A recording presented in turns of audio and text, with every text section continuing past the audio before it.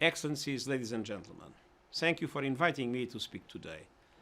I will focus my remarks on the climate crisis and the need for heightened climate action. Recently, we have seen encouraging responses. The European Union, Japan, and the Republic of Korea have pledged carbon neutrality by 2050, along with more than 110 other countries. China says it will do so before 2060. By early 2021, countries representing more than 65% of global carbon dioxide emissions and more than 70% of the world economy will have made ambitious commitments to carbon neutrality. But we are still running behind in the race against time.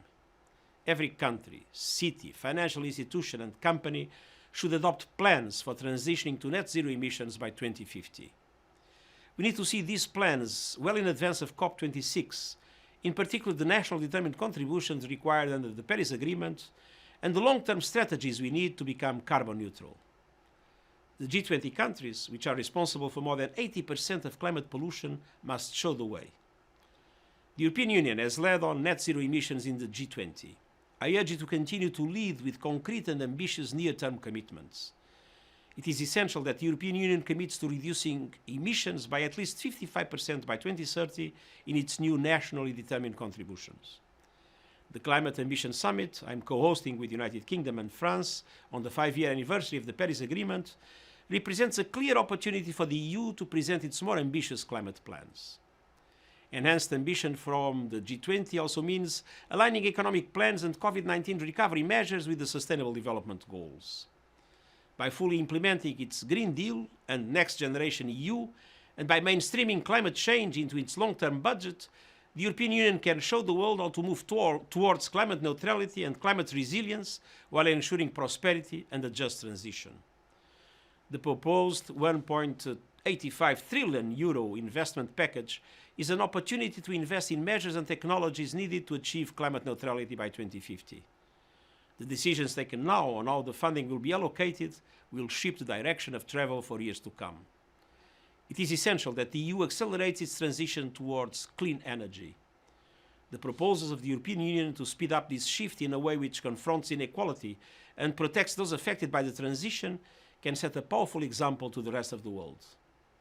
The coal industry is going up in smoke as investors see more stranded assets and voters see more harmful pollution and climate damage.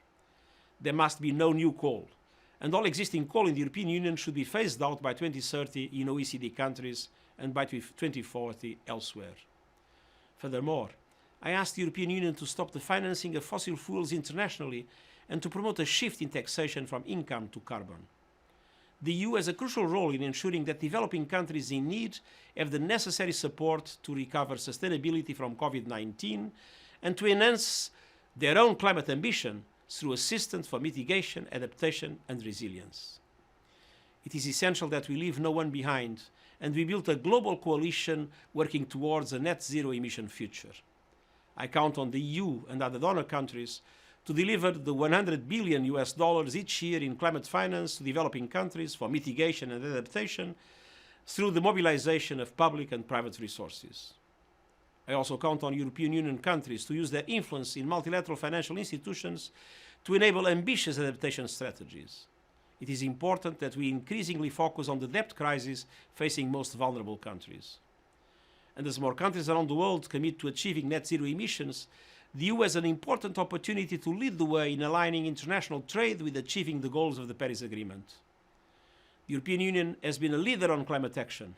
It has led through pioneering legislation and policies such as the EU carbon market. The European Union has also led by showing that it is possible to cut emissions while achieving economic growth. And the EU has been building solidarity with the most vulnerable countries around the world.